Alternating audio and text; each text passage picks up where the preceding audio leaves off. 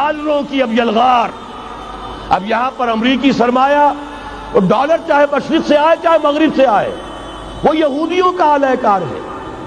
آپ نے اگر $1 نوٹ کا اگر کبھی نقشہ دیکھا ہو، اس کے اوپر جو سگنیا بنا ہوا ہے، جو نشان ہے، وہ کیا ہے؟ پیرامڈ، احرام مصر. یہ کن کے لیے اہمیت رکھتے ہیں؟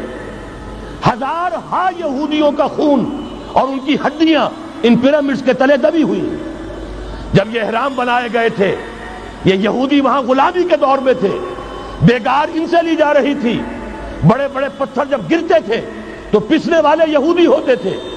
یہ ان کی اپنی جیسے ہولوکاسٹ، جیسے انہوں نے اس کو اپنا سمبل بنایا ہوا ہے، اسی طریقے سے پیرامڈ، مصر کا پیرامڈ، یہ گویا کہ ان کے اس زوال کا ایک نشان ہے. اور اس پر ایک آنکھ بنی ہوئی ہے، ایک آنکھ، کان دجال کی آنکھ، وہ دیکھ رہی ہے. عجیب ہے یہ سمبل. نیچے لکھا ہوا ہے نووس آرڈو سیکلورم، اور یہ در حقیقت 1776 جو نیچے لکھا ہوا ہے وہ رومن حروف کے اندر یہ 1776 ہے، جو میں بتا چکا ہوں آرڈر آف الومناٹی وساپ نے قائم کیا تھا. عام دنیا یہ سمجھتی ہے کہ شاید یہ امریکہ کا یوم آزادی ہے، سن آزادی ہے. 1 مئی اس آرڈر آف الومناٹی کی تاسیس 1 مئی کو ہوئی ہے. یہ 1 مئی جو منایا جاتا ہے، دھوکہ یہ دیا گیا ہے کہ یہ شکاگو کے جو مزدور ہیں ان کی یادگار ہے. حقیقت میں یہ 1 مئی اور 1776 آرڈر آف دی الومناٹی کی تاسیس کی تاریخ. ڈالر میرے اس دیش کو ناپاک نہ کرنا. اور میں تو انہیں داد دیتا ہوں، جو کچھ انہوں نے، شاعر کہتے ہیں اس کو جو صاحب شعور ہے، اس صاحب شعور نے جو مشاہدہ کیا ہے کہ ڈالر آئے گا تو کیا آئے گا ہمارے ہاں. میری تو فکر کے اندر رچ بس گیا ہے. پاکستان کے بارے میں جب کہا تھا، اے آندھیو سنبھل کے چلو اس دیار میں، امید کے چراغ جلائے ہوئے ہیں ہم. ہماری امیدوں کے چراغ ہے یہ. اسلام کا گہوارہ بننے والی ملک ہے یہ. اس کو ہم نے قائم کیا تھا اسلام کے لیے. یہ آندھیاں نہ چلیں. اس ملک کو ہم نے اسلام کے چراغ جو ہے ہم نے اس میں روشن کیے ہوئے ہیں. اے آندھیو سنبھل کے چلو اس دیار میں، امید کے چراغ جلائے ہوئے ہیں ہم.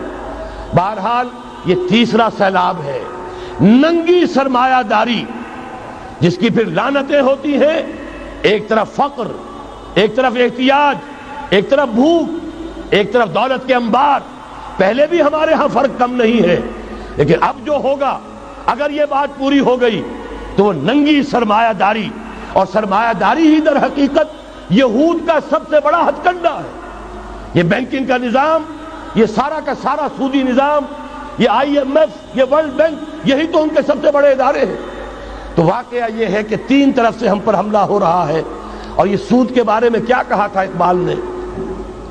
از ربا آخر چمی زائد فتن. اس سود کے ام الخبائث کے پیٹ سے سوائے فتنوں کے اور کیا برآمد ہو سکتا ہے؟ کس نہ داند لذت قرض حسن.